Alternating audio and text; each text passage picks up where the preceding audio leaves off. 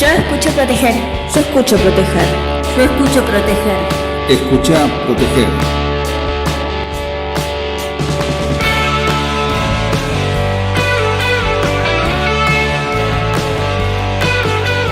Yo escucho proteger.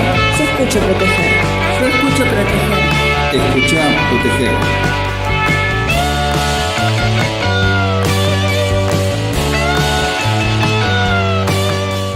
Muy buenos días, mi querida audiencia. ¿Cómo están? Una semana más, Comienza otra emisión más de Proteger, octava temporada.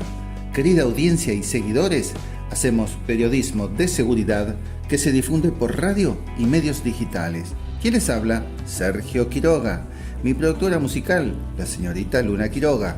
El operador, el mejor de todos. ¿Cómo anda, mi querido Pancho? ¿Preparado para una semana más? Bueno, me alegro.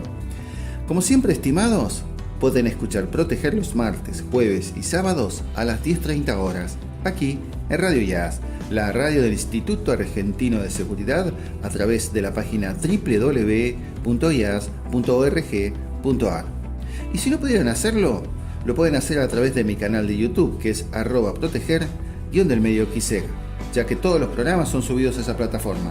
Y también lo puede hacer por Facebook, Instagram, Twitter, Evox, Spotify y demás. El teléfono de la producción, por si quiere enviar un WhatsApp, es el 115-423-8476. Pero si prefiere, también puede mandar mail a consultora@quiseg.com.ar. Por este programa de radio se autofinancia. Así que, si querés hacer una donación para ayudar a que estos contenidos sigan difundiéndose, hacelo a través de biolibre.ar/SGQ. Bueno, el entrevistado de la semana es el licenciado en Seguridad Pública Héctor José Madoeri. Más adelante les amplío. Continuamos con la columna de la señorita Sonia Snal, con las recomendaciones Proteger en la voz de Luna Quiroga, con la columna de Inés y Alfredo, que son personajes creados con la inteligencia artificial, la columna del licenciado en periodismo Fernando Lescano, del licenciado en seguridad Abel Nuxio y del licenciado en seguridad ciudadana Adrián Ortigosa. Bueno, como siempre, invito a todos los profesionales de la seguridad que deseen participar de este programa. Solo tienen que llamar a la producción. No es condición que ocupen un puesto prestigioso en seguridad, y de igual modo se invita al personal docente, no docente y alumnos del jazz. Hablando del jazz, producción, ¿me acercan los cursos? Así vamos dándole lectura a los mismos. Bueno, gracias. Tenemos ciclo 2025, curso virtual AutoCAD para CISO, del 24 de octubre al 19 de diciembre. Viernes 18 horas a 20 horas, son 8 clases. Modalidad virtual, interactiva, plataforma Zoom.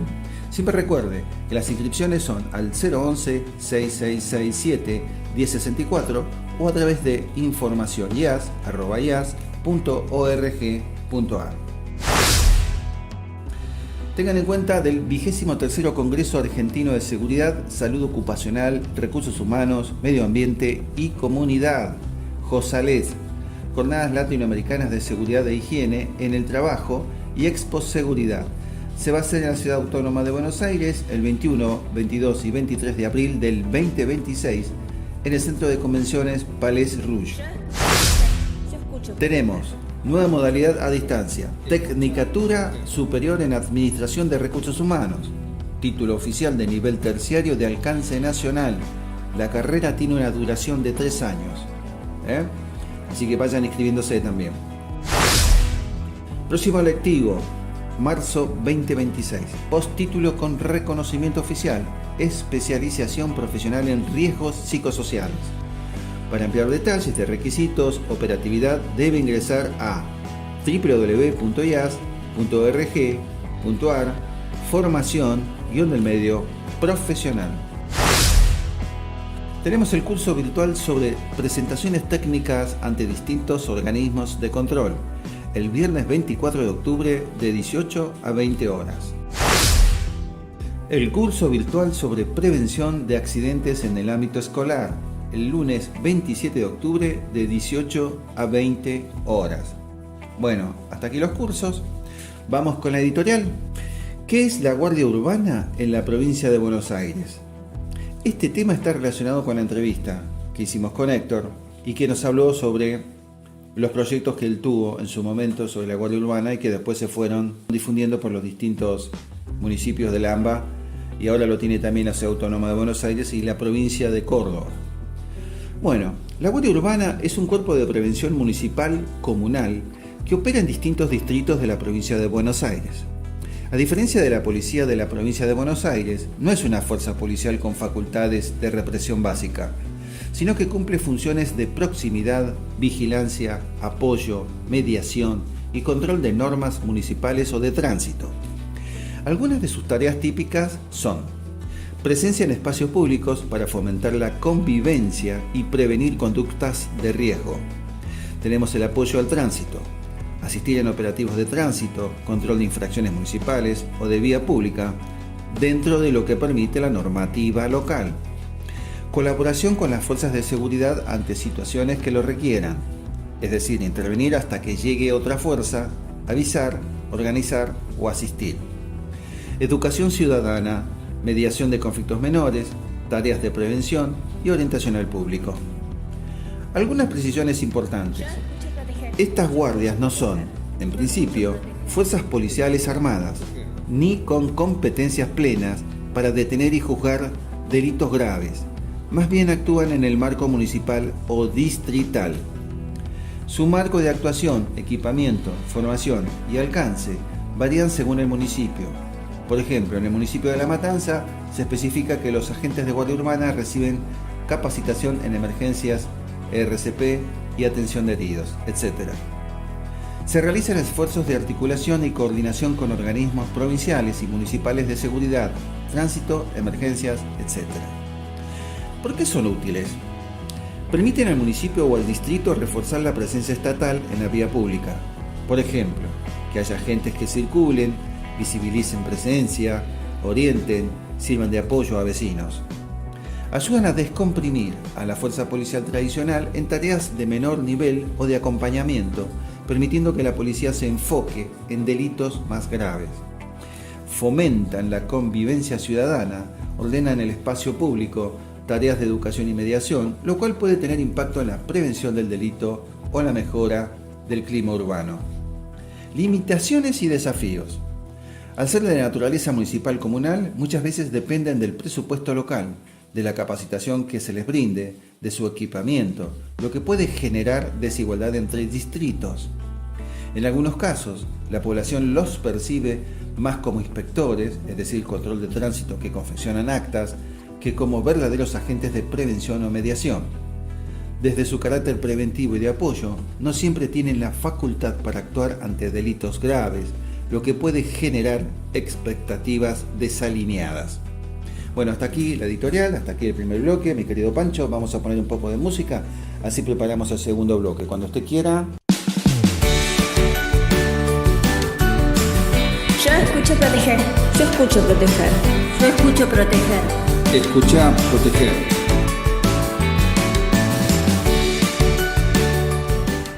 Gracias, Pancho. Bueno, ahora vamos con la columna de la señorita Sonia Snal, que es docente e investigadora independiente en seguridad vial, reside en Calefú, provincia de La Pampa, y esta semana nos trae el siguiente tema: ¿cómo disminuir siniestros viales en la conducción profesional? Pegadito a ella vienen las recomendaciones proteger en la voz de Luna Quiroga, quien continúa con su ciclo sobre recomendaciones de seguridad que toda mujer debe conocer para pasar una noche segura. Cuando usted quiera, Pancho, comenzamos a escucharlas. Hola Sergio, oyentes de Proteger, qué gusto saludarlos. Tema de hoy, ¿cómo disminuir siniestros viales en la conducción profesional? La Organización de las Naciones Unidas, ONU, determinó el triángulo de la seguridad vial, estimando la participación en base a diferentes estudios de accidentología vial. Incluyó en primer lugar al factor humano, cuya responsabilidad le atribuye a un 88%. Luego, factor vehicular, responsabilidad 6%. Por último, factor ambiental, responsabilidad 6%. De aquí se desprende la idea de que de cada 10 siniestros viales, en más de 8 la causa está originada por las personas que conducen. Esto deja claro que trabajar sobre este factor es importante para disminuir fuertemente la accidentabilidad e impulsar la conducción segura. Por lo tanto, los conductores profesionales deben tomar conciencia sobre prevención vial y factores de riesgo. También asumir el rol que cumplen en la vía pública y prestar atención a la responsabilidad que les es concedida. Aquí les dejo algunas recomendaciones para conducir de forma segura. Actitudes positivas esenciales. Atender a las condiciones de seguridad en las que se encuentra el vehículo antes de ingresar a la vía pública. Advertir previamente cualquier maniobra y hacerla con precaución, sin crear riesgos ni afectar la fluidez del tránsito, teniendo en cuenta las medidas de seguridad vial. El conductor debe estar concentrado y alerta, anticipando situaciones de peligrosidad potencial. Ejemplo, frenar a tiempo, modificar trayectorias o realizar advertencias con las luces. Debe tener la motivación suficiente para aprender de las situaciones reales de conducción. Nunca subestimar el peligro en situaciones de alto riesgo, por ejemplo, con las inclemencias del clima, el camino, el tránsito. Ser paciente, tolerante frente a errores de otros conductores. Usar el cinturón de seguridad, elementos de sujeción para niños, mascotas, carga o también otros complementos de protección. En caso de circular en motocicletas, siempre hacerlo con el casco. Actitudes negativas a evitar. Frenadas repentinas, deliberadas, bruscas, acercamiento peligroso a otro vehículo, no respetar el paso de peatones o de otros automóviles cuando corresponde, falta de solidaridad y empatía, no dar espacios, buscar ganar terreno en el camino, distracciones de todo tipo, a través del uso del teléfono celular, música, radio alto volumen, comportamiento bullicioso con los demás pasajeros, arreglo personal mientras se conduce. Tampoco realizar paradas y descansos en conducciones prolongadas. Irresponsabilidad, como conducir en estado de fatiga, con exceso de velocidad, pasar luces de semáforo en rojo, giros incorrectos, ingesta de alcohol o drogas. Ahora bien, ¿por qué educar a los conductores sobre prevención vial y factores de riesgo? A pesar de que esto no parece simple y de criterio común, no es la regla general en el tránsito real.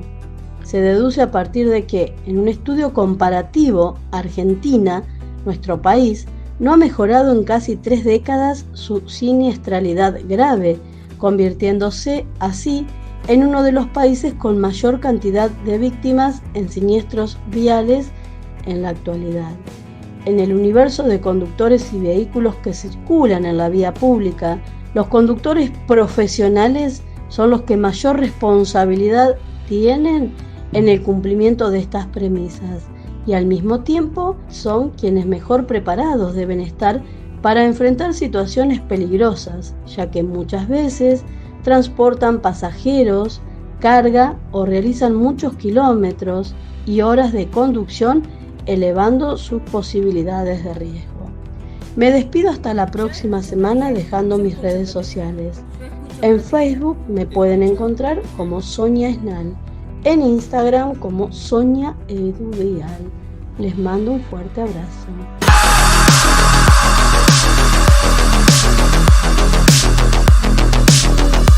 Escucha, proteger.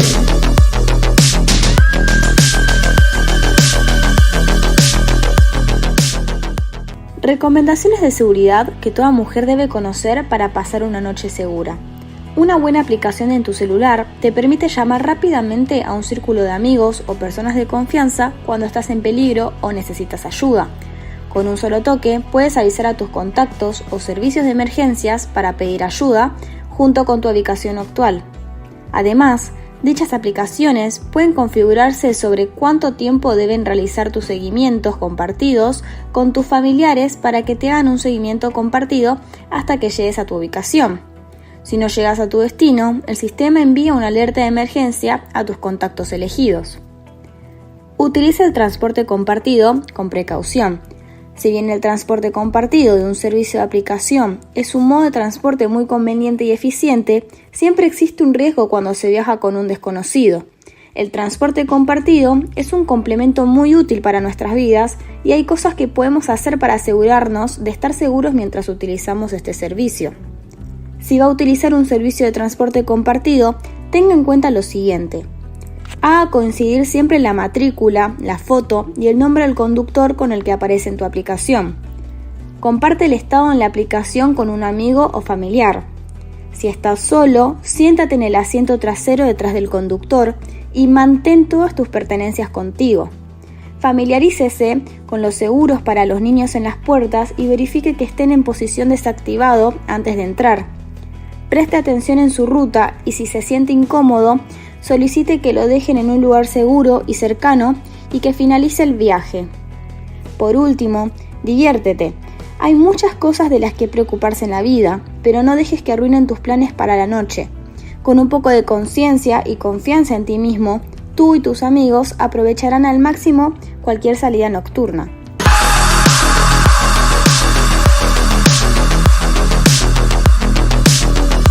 Escuchá, proteger.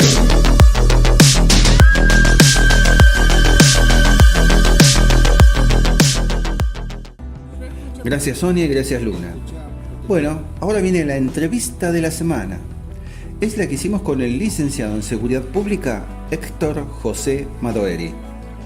Héctor tiene más de 20 años ejerciendo como profesional de seguridad pública, desempeñando distintas responsabilidades como secretario de Seguridad Ciudadana en municipios y comunas, como también en cargos directivos de instituciones estatales, privadas y ONG. Es oficial retirado del Ejército Argentino, diplomado en Educación Vial, diplomado en Derecho Ambiental. Está cursando la maestría en Inteligencia Estratégica Nacional en la Universidad de La Plata.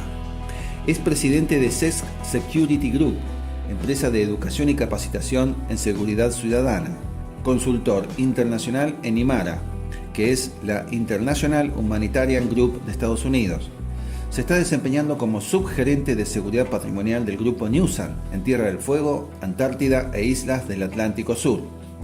Con él hablamos sobre la idoneidad que deberían tener quienes son designados a cargo de áreas públicas en seguridad, sobre el diseño de un proyecto de guardia urbana que dio excelentes resultados en un municipio de Lamba y luego se implementó en otros municipios, Ciudad Autónoma de Buenos Aires y la provincia de Córdoba. Sobre la insistencia del uso del casco a los motociclistas, la presentación de proyectos, su aprobación y puesta en funcionamiento de videovigilancia y sistemas de alarmas comunitarias en diferentes municipios y otros temas más. ¿Vamos con el auspicio, mi querido Pancho? La entrevista está auspiciada por Segulupa.com. ¿Interesado en la seguridad? En Segulupa te ofrecemos artículos escritos por profesionales graduados universitarios en seguridad. Participa, aprende y compartí en www.segulupa.com. Segulupa, investigación y divulgación en materia de seguridad. Bueno, Héctor, muchísimas gracias por tu participación en este programa de radio que se llama Proteger. Se emite por Radio IAS, la Radio Instituto Argentino de Seguridad, un instituto que hace 80 años que está en funcionamiento. La finalidad es la educación, la capacitación. Y bueno, en tu caso, sos un profesional de la seguridad con ya creo que 2 décadas de ser licenciado en Seguridad Ciudadana y tenés una amplia experiencia en lo que es seguridad corporativa. Actualmente te estás desempeñando en seguridad corporativa, pero has tenido mucha experiencia, así que bueno, Héctor, no continúo presentándote más porque siempre me pasa lo mismo, ¿viste? Hago una doble presentación, así que te paso el micrófono. Bueno, muchísimas gracias. Ya Sergio agradecerte esta invitación. Sé que estás haciendo un trabajo muy, muy importante, que no muchos lo hacen, que es comunicar a la comunidad todo lo que es los temas de seguridad, que mucha gente los toma como un mito, como un tabú, qué pasa, que nadie sabe cómo se maneja. Y es muy importante la labor que estás haciendo de comunicar a la gente y que la gente interesada que escuche, a profesionales, a gente que está en el tema. Así que te agradezco muchísimo la invitación que me has hecho para poder compartir contigo y la audiencia algunos meros conocimientos o experiencias que uno ha tenido. Bueno, ¿qué te puedo hablar de mí? Yo soy un ciudadano nacido en Sunchales, provincia de Santa Fe, un pueblito, y me he ido a estudiar al Colegio Militar de la Nación una vez que terminé la secundaria. Y fuimos uno de los egresados en el Colegio Militar de la Nación de la primera promoción que egresa de combate en su historia del Colegio Militar de la Nación en 6 años por el tema de la Guerra de Malvinas. En 1982 egresamos nosotros como subteniente en comisión, la promoción 113. Bueno, de ahí fuimos trabajando hasta que pedí un retiro voluntario de la fuerza y ahí entro a trabajar, que no es fácil, viniendo de una fuerza, incorporarse a la vida civil, ¿no? A la forma, más en aquellas épocas, ¿no? Pero bueno, ahí donde uno empezó a comprender y a trabajar lo difícil que es moverse dentro del ámbito civil y especialmente en el ámbito de seguridad, que estamos hablando de hace muchos años y que no estaba todos estos avances tecnológicos que hay ahora. Te estoy hablando de teléfonos todavía el ladrillo y no existía el celular, así que bueno. Los trabajos, después me perfeccioné y estudié la licenciatura en seguridad en la Universidad del Salvador, y eso me abre ciertos caminos para empezar a trabajar en las comunas y municipios, porque a mí me inclinaba empezar a presentar proyectos, porque hoy por supuesto que muchos dicen que es difícil poder incorporarse dentro de un gabinete en una comuna, en un municipio, desde ya que siempre es difícil, porque la costumbre de los intendentes o los funcionarios es poner amigos, poner conocidos, poner sin desmerecer a nadie, al contrario, las experiencias que tienen, muchos utilizan la fuerza policial, que de alguna manera tienen su experiencia, pero la profesión de alguna manera de seguridad de ciudadana o el licenciado y demás, recién ahora está incursionando o tomando esa fuerza necesaria como para poder empezar a trabajar en todas estas actividades o organismos, como para que se tenga en cuenta de que cada zapatero a su zapato y cada carnicero a su cuchillo, ¿no? Es así. Sí, porque entiendo el doble mensaje, Héctor. Sí, tal cual como lo estás diciendo.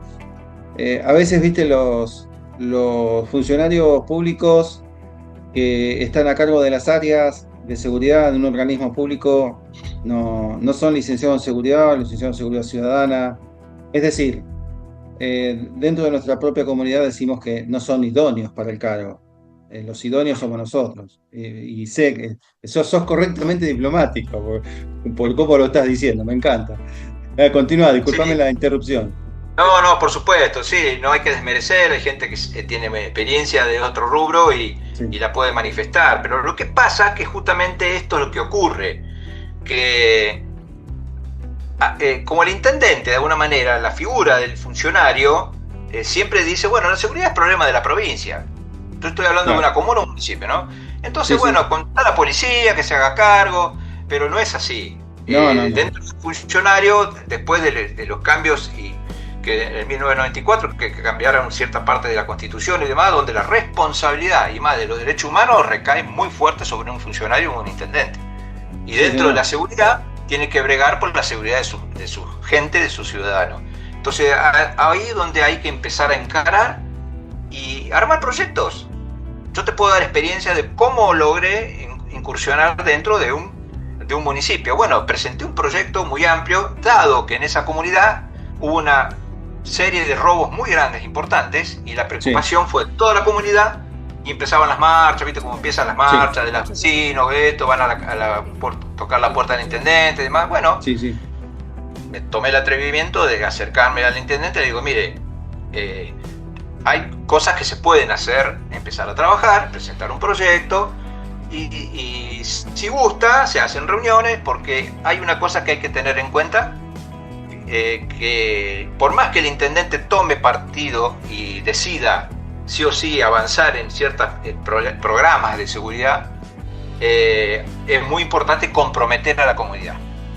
Eso lo tuve como una experiencia, por ejemplo, en 2008 en un municipio, Sí. de crear la Guardia Urbana.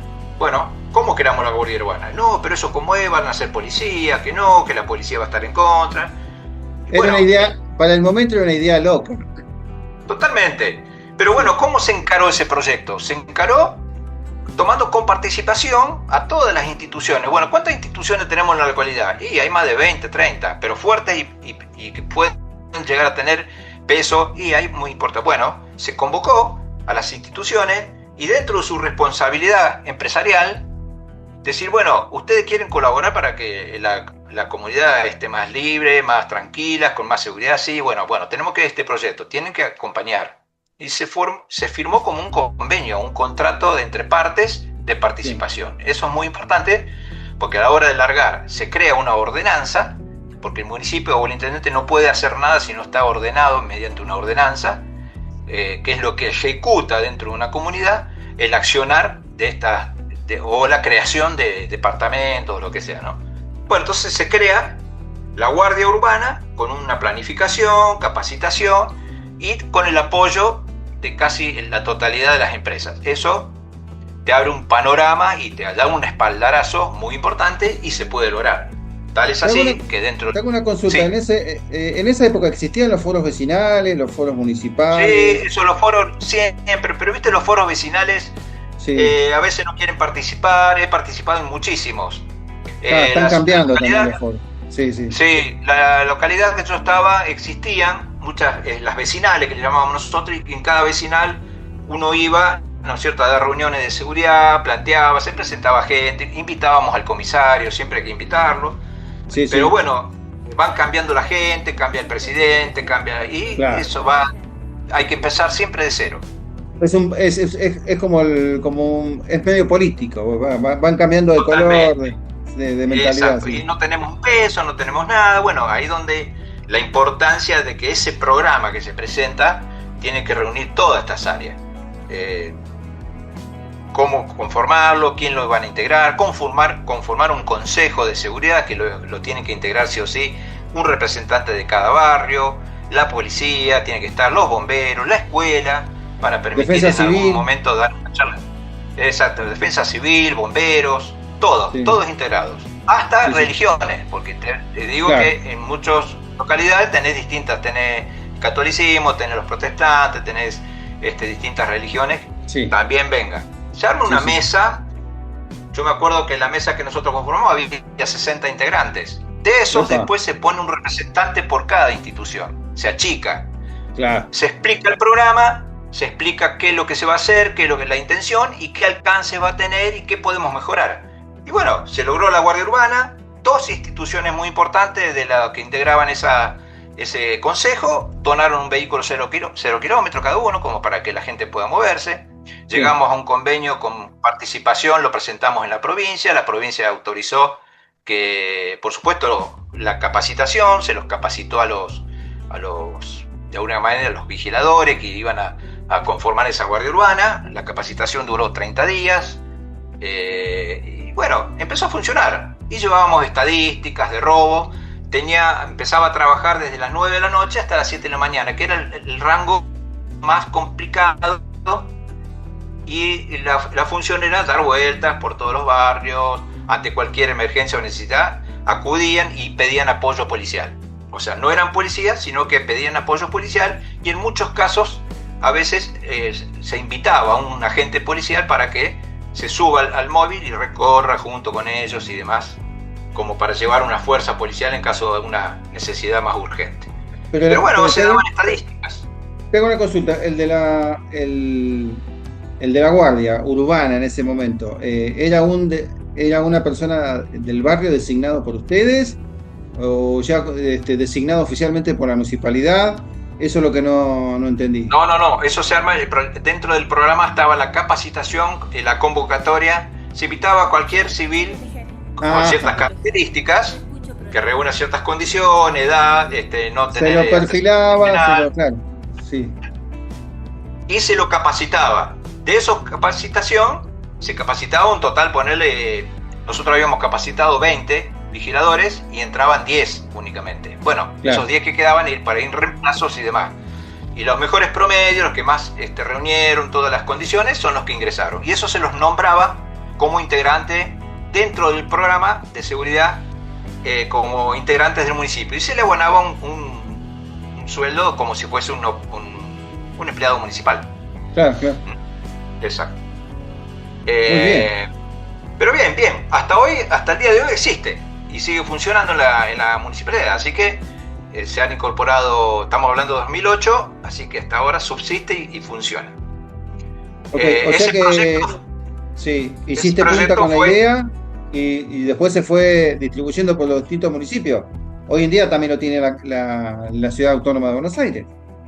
Totalmente, y Córdoba no hace mucho, hace un año o dos, creo que él lo implementó a nivel provincial. Y está capacitando y bueno, y se le da esa capacitación y los designan como vigiladores urbanos, guardia urbana, etc., ¿no? Y la provincia provee al municipio el móvil para moverse. Eso es una instancia. Sí. Eso también. Otro caso muy importante que pudimos lograr es el famoso en lo que es también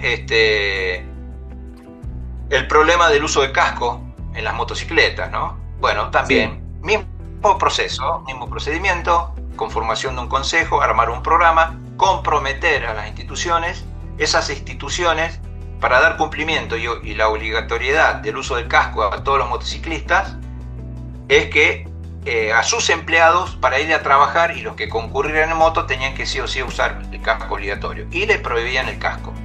O sea, es una ayuda entre las instituciones, y cuando vos te encontrás en la localidad con 20 instituciones que todas le exigen a sus empleados concurrir con el casco en base a la exigencia nacional por la ley, bueno, ya tenés un camino bastante allanado para poder dar un éxito al tema. Y después vienen los controles, las exigencias, después hubo un control en todos lados donde no se cobraba multa, sino que era como un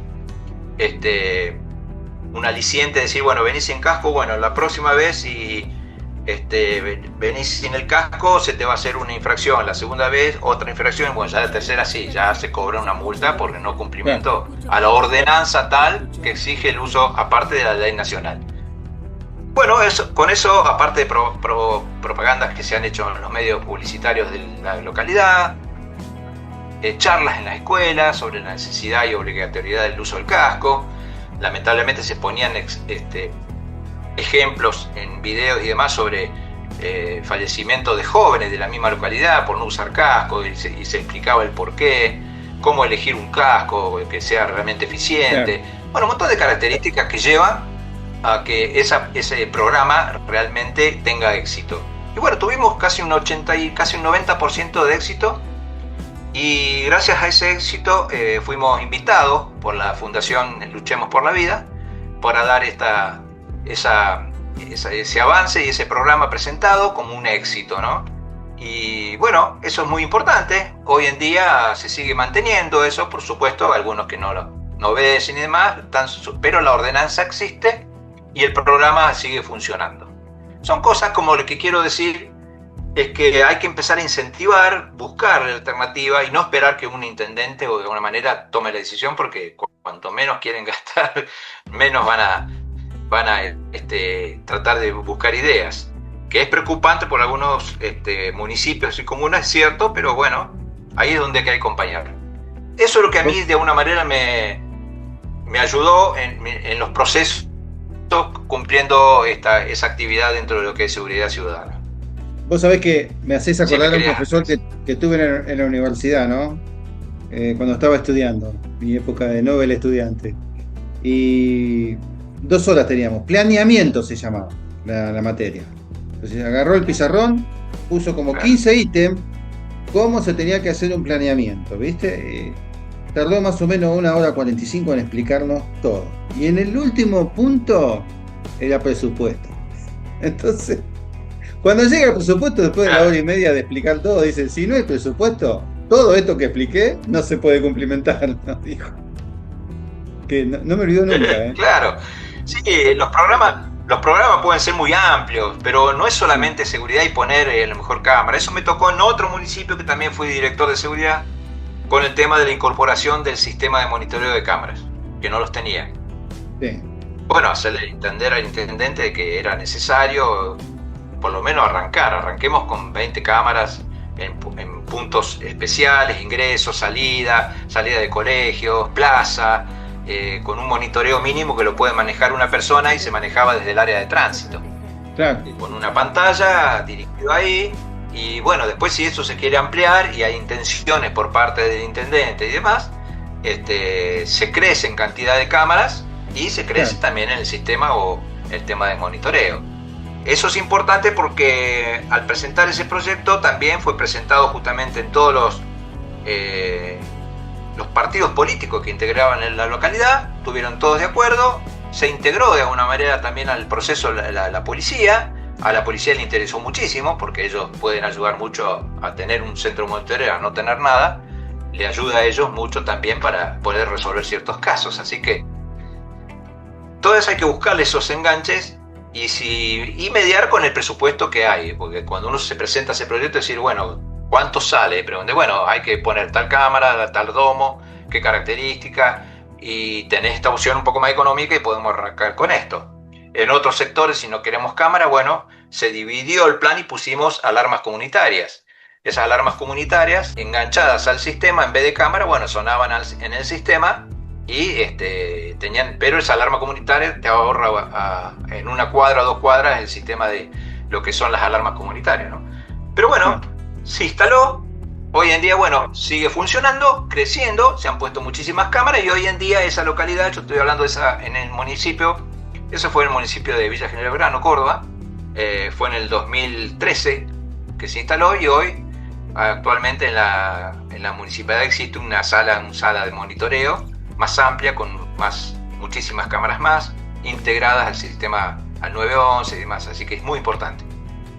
Bueno, Héctor, estamos llegando al final, así que bueno. Sí, nos quedamos cortos, porque íbamos a hablar sobre seguridad, te iba a invitar a hablar un poquito sobre seguridad corporativa, pero como vos necesitamos otro programa más, ¿viste? Porque sos un libro abierto. Así que estás en Tierra del Fuego, antes que me olvide, ¿viste? No te quería interrumpir mientras estabas exponiendo. Estás en Tierra del Fuego. ¿Me dijiste en off que está nevando ahora? ¿Hace mucho frío? Sí, acá mantenemos nosotros el clima de aquí, es así. Todavía estamos en épocas de pequeñas nevadas, a lo mejor sale el sol. El clima en Ushuaia es así, las 24 horas del día no tenés el mismo clima. Tenés sol, al rato se nubla, viene frío, viento y a lo mejor a la noche cae una garrotillo, empieza un poquito de nevada, amanece con los cerros nevados y después sale el sol, los derrite. Es un poco así, pero estamos en temporadas todavía que hace frío. O sea, tenemos que estar adentro, con calefacción y demás, ¿no? Y eso que Tierra del Fuego tiene microclima, ¿no? Sí, pero estamos. Hay etapas. De mucha nieve, mucho calor. Acá es muy difícil que haga un día de 20 y pico de grados, 25, 24. Son muy contados en el año, así que estamos entre 6, 7 grados, 10 grados. Una temperatura normal. Queda pendiente entonces una nueva exposición. Ya te estoy comprometiendo públicamente, porque sos uno de los altos jerarcas en seguridad en una importantísima empresa de línea blanca ahí en Tierra del Fuego. Así que bueno, te estoy llamando la próxima, así hablamos un poquito de esa interesante función que es la seguridad corporativa, ¿no? Que no hay que dejarla de lado. Se complementa mucho también con la seguridad pública. Así que, Héctor, un abrazo a la distancia, nos estamos viendo y bueno, muchísimas gracias por tu participación. No, por favor, gracias a vos y a la audiencia, saludos para todos y a disposición siempre cuando lo que necesites. Un gran abrazo. Igualmente, un abrazo.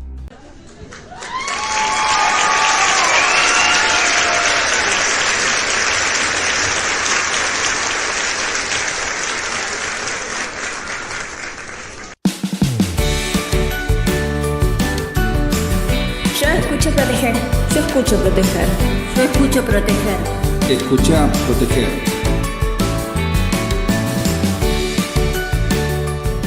Gracias, Héctor, por tu participación en este programa. Un genio, ¿eh? Bueno, ahora le toca el turno a Inés y Alfredo. Son dos personajes creados con inteligencia artificial. Y esta semana nos van a hablar sobre recomendaciones para resguardar nuestra integridad cuando estamos en un comercio y es asaltado por delincuentes armados. Muy buen tema, ¿eh? Cuando usted quiera, Pancho. Bienvenida o bienvenido a esta exploración. Hoy, nos metemos en un tema difícil, uno que nadie quiere ni imaginar, pero del que es clave saber. Cómo cuidarnos si nos toca vivir un asalto armado en un negocio. Una situación, la verdad, límite. Tenemos una serie de recomendaciones bastante específicas, sacadas de protocolos de seguridad, pensadas justamente para saber qué hacer en esos momentos tan críticos. La idea hoy es analizar bien estas pautas, entender por qué dicen lo que dicen y más que nada ver cómo nos pueden ayudar a estar más seguros. A ver, analicemos esto entonces. El primer impulso, lo más natural, capaz, el pánico, ¿no? O querer salir corriendo o hasta enfrentarse. Pero las recomendaciones que estamos viendo van por otro lado, casi al revés de esa reacción inicial. Exactamente. El eje, digamos el corazón de todas estas guías es mantener la calma y cooperar. Suena raro, ¿no? Contraintuitivo quizás, hasta difícil de aceptar, pero la lógica detrás es muy práctica. Se trata de bajar al mínimo el riesgo de que los asaltantes se pongan violentos. Los casos reales muestran que resistirse o confrontar, pues casi siempre termina mal, aumenta el peligro. La clave es transformar ese miedo inicial en una acción pensada para sobrevivir. Entiendo la lógica, sí. Priorizar la seguridad. Pero mantener la calma ahí, en medio de todo ese lío. ¿Cómo se lleva eso a la práctica? ¿Qué hacemos concretamente? Bueno, lo primero es seguir las instrucciones que den los delincuentes, sin resistirse físicamente. Si piden dinero, celulares, lo que sea, o que la gente vaya a un rincón, pues hay que hacer caso. Y algo súper importante, muy visual. Las manos, siempre a la vista de ellos, arriba o sobre el mostrador donde las vean bien. Así es menos probable que piensen que uno va a sacar un arma o a tocar una alarma o cualquier cosa que les parezca una amenaza. Manos visibles y obedecer. Ok, puntos clave. ¿Y qué onda con hablar o moverse? ¿Hay algo sobre eso? Sí, es muy importante también. La recomendación general es no hablar, a menos que te pregunten algo directamente, claro. Empezar a hablar porque sí o a hacer comentarios se puede malinterpretar. Pueden pensar que es por nervios o un desafío o que intentas distraer, puede alterarlos. Y lo mismo con los movimientos. Nada de gestos bruscos o rápidos. Un movimiento así de golpe puede parecer un intento de defensa o de escape o una amenaza. Si hay que moverse, que sea despacio, con calma. Aquí es donde la cosa se pone compleja. Porque en medio de esa tensión, con la adrenalina a 1000, también se sugiere que observemos, que recordemos detalles de los tipos. ¿Cómo se hace eso sin llamar la atención y ponerse en más riesgo? Suena dificilísimo. Sí, requiere un equilibrio muy fino. La clave es que la observación sea discreta, casi pasiva, diría yo. No es quedarse mirándolos fijo ni estudiándolos así de forma obvia. Eso podría parecer un desafío, ¿no? Y provocar una mala reacción. Es más bien intentar grabar mentalmente, como de pasada, mientras uno mantiene la calma y coopera, las cosas que se notan naturalmente. Detalles como la altura más o menos, si son flacos, robustos, qué ropa llevan, colores, si usan gorra, máscara, algo que llame la atención. Y si se puede, sin arriesgarse, claro, fijarse en cosas más específicas. Un tatuaje que se vea, una cicatriz o hasta cómo hablan, si tienen algún acento raro, muletillas, el tono de voz. Es como prender una grabadora mental en segundo plano. Esa info, aunque parezca poca cosa en el momento, después puede ser oro para la policía. Es saber usar esa atención para juntar datos sin exponerse. ¿Avisan a la policía sin sonar ahí? La indicación es clarísima. Silencio total sobre eso. No decir nada ni hacer un gesto, nada que pueda delatar esa acción a los asaltantes. Si se enteran de que ya alertaron a la policía, podrían entrar en pánico, ponerse violentos o intentar huir a lo loco, haciendo todo aún más peligroso. Entendido. Entonces, el resumen para el durante sería calma, cooperar sin resistirse, manos a la vista, moverse y hablar lo mínimo indispensable y observar discretamente detalles clave. y no decir nada si se activa una alarma silenciosa. Eso cubre el momento crítico. Pero, ¿y justo después, cuando ya se van los asaltantes? Ese momento justo después también es clave y tiene sus reglas. La reacción natural, cuando parece que ya pasó el peligro, podría ser salir corriendo, ¿no? O buscar ayuda desesperadamente. O incluso, por la bronca o la adrenalina que queda, intentar seguirlos para ver a dónde van. La recomendación es tajante, muy clara. Bajo ningún concepto intentar perseguirlos. Hay que esperar a que se alejen lo suficiente, que ya no sean un peligro inmediato. La seguridad personal sigue siendo lo primero, incluso segundos después de que cruzaron la puerta. Yo escucho proteger. Yo escucho proteger. Yo escucho proteger. Escucha, proteger.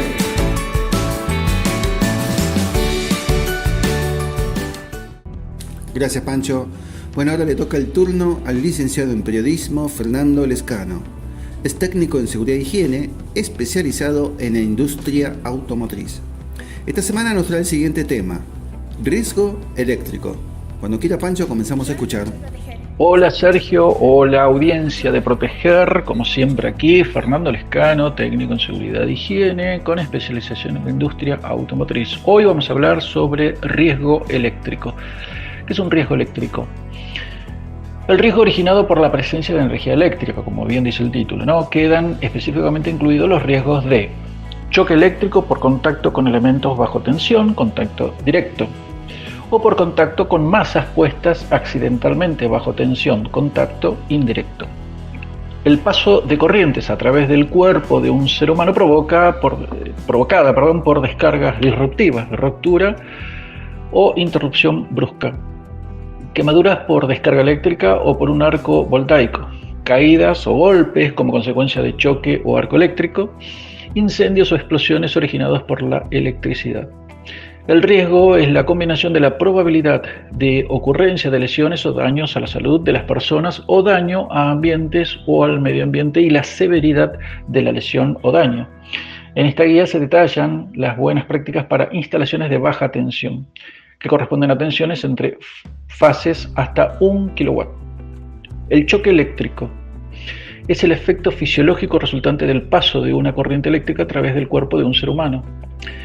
Para disminuir el riesgo eléctrico es necesario que los fabricantes cumplan con ciertas características. Los materiales de las instalaciones eléctricas, máquinas y herramientas deben cumplir los requisitos establecidos en la resolución número 508/15 de la Secretaría de Comercio y Normativas Complementarias. Los trabajos eléctricos serán autorizados por el empleador y su ejecución será realizada por personas calificadas eléctricamente, operarios calificados también eléctricamente, es decir, personas con la formación y experiencia apropiada para permitirles percibir los riesgos y evitar los peligros que puede crear la electricidad.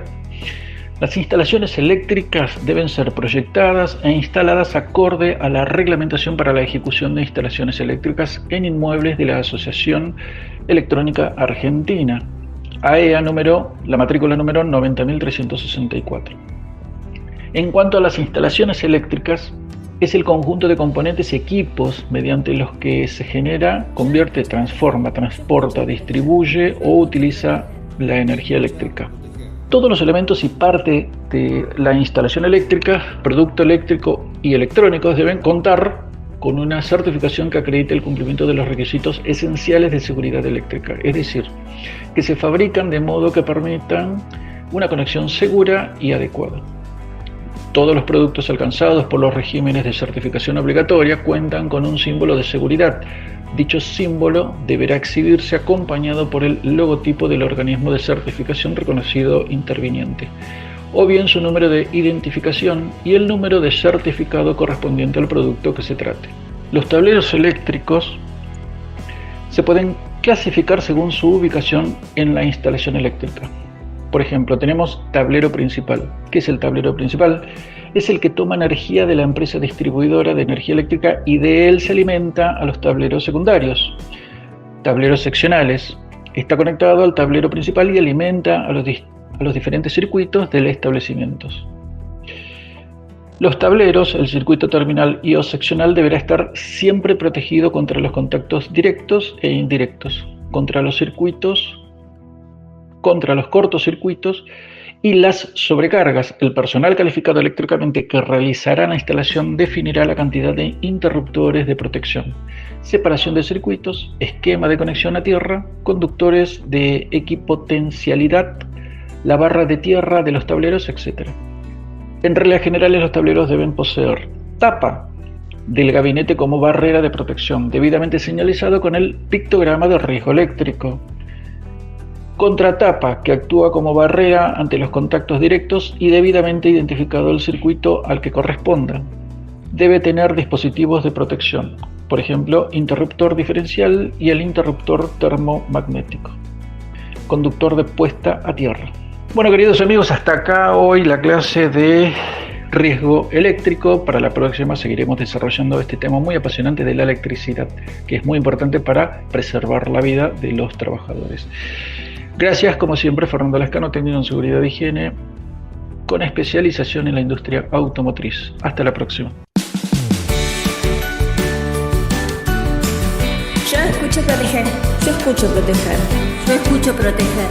Escucha proteger.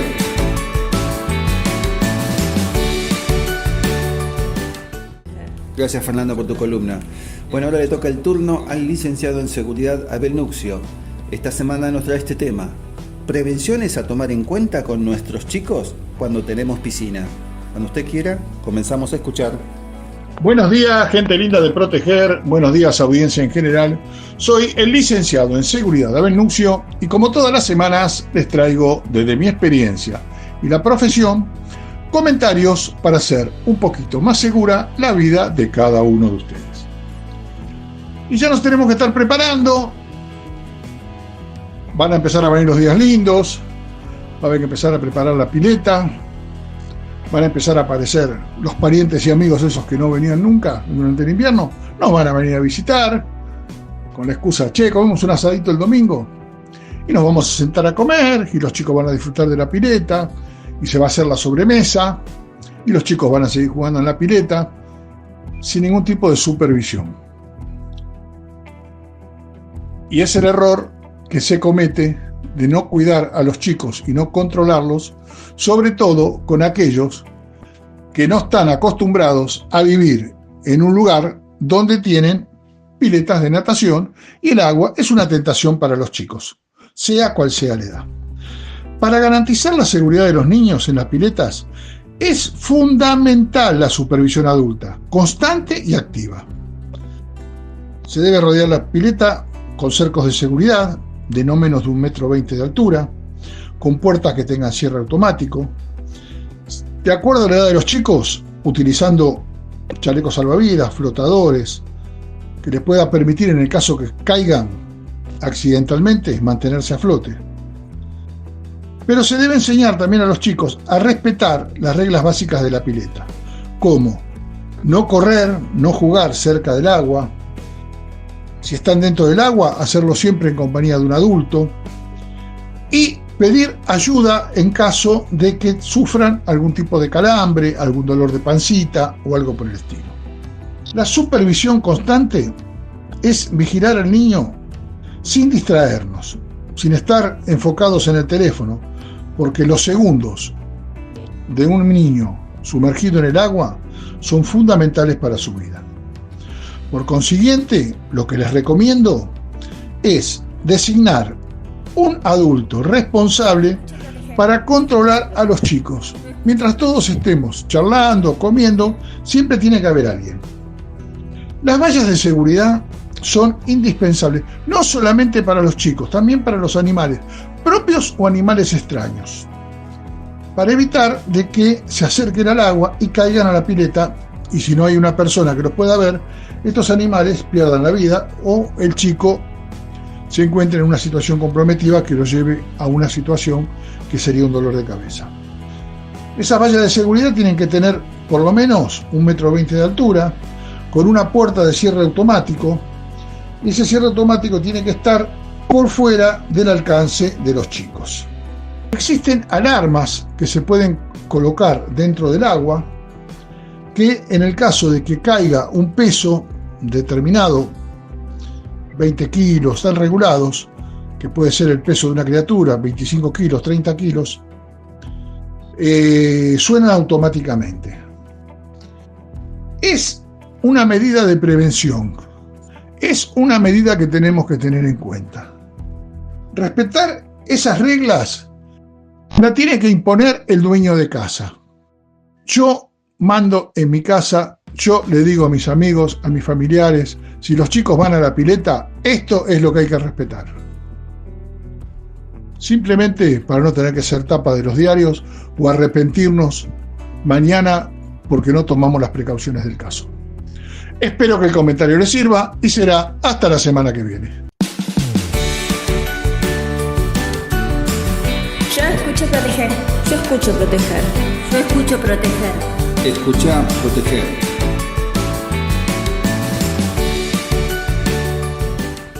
Gracias, Abel, por tu columna. Bueno, ahora viene la columna del licenciado en Seguridad Ciudadana, Adrián Ortigosa. Nos trae el siguiente tema: el flagelo de la inseguridad desde la perspectiva de la seguridad ciudadana. Cuando usted quiera, Pancho, comenzamos a escuchar. Buenos días para toda la audiencia del programa Proteger. Soy Adrián Ortigosa y nuevamente nos encontramos para charlar sobre el flagelo de la inseguridad en nuestro país desde la perspectiva de la seguridad ciudadana.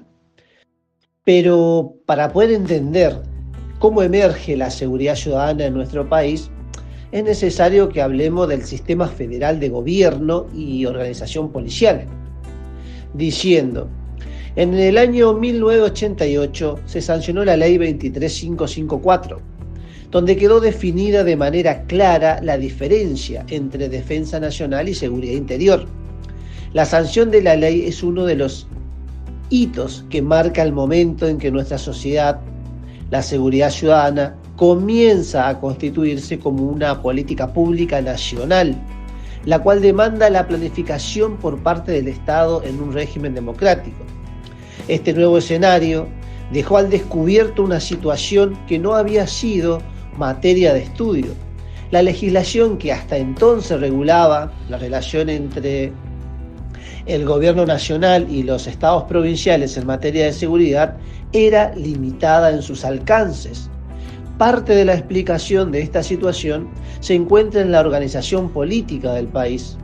La Argentina es una república federal, lo que significa que la administración de las provincias es competencia de los estados provinciales, conforme lo establecen sus respectivas constituciones.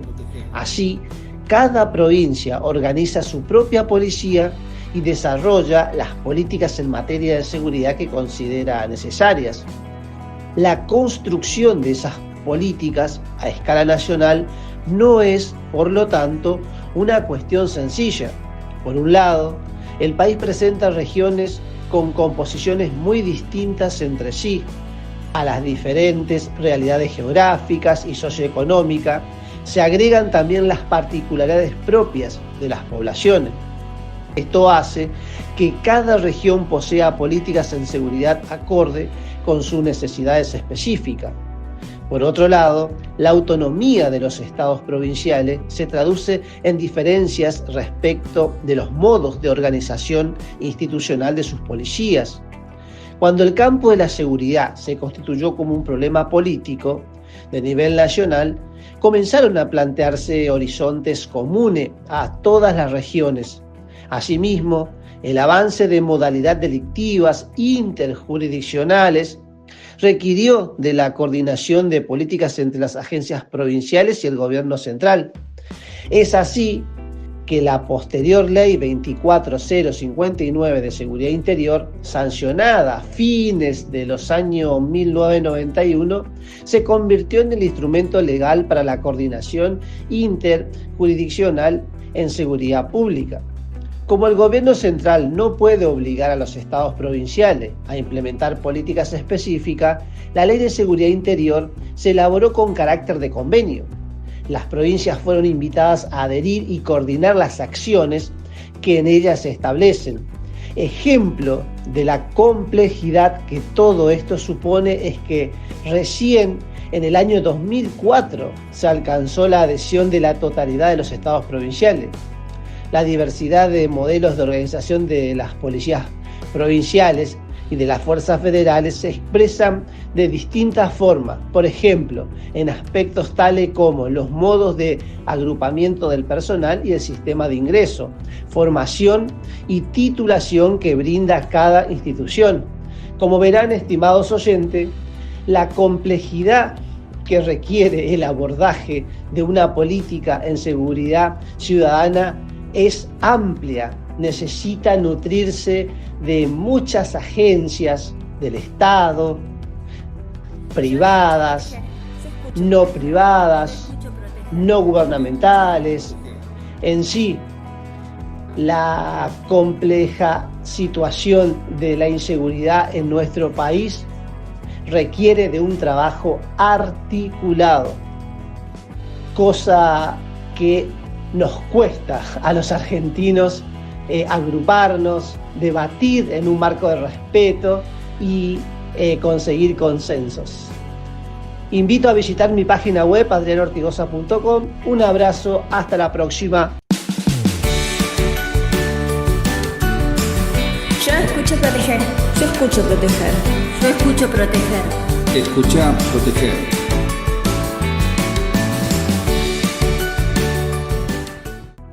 Bueno, mi querida audiencia, lamentablemente hemos llegado al final de otra emisión más de Proteger. Gracias a los directivos de la radio por la libertad que nos dan para trabajar y gracias a lo mejor que tenemos, que son los técnicos, columnistas, musicalizadores, editores, investigadores y la gente de Community Manager que después de emitido el programa lo difunde por las redes. Todos hacen que este producto cada día sea un poquito mejor. Y siempre recuerde que si tienen problemas de seguridad, contrate a un profesional de la seguridad, porque tienen la potestad de resolverlos. ¡Chau!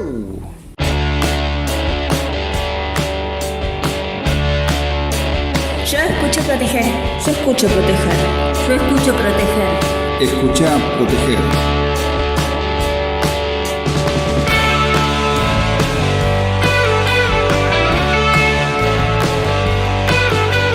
Yo escucho proteger.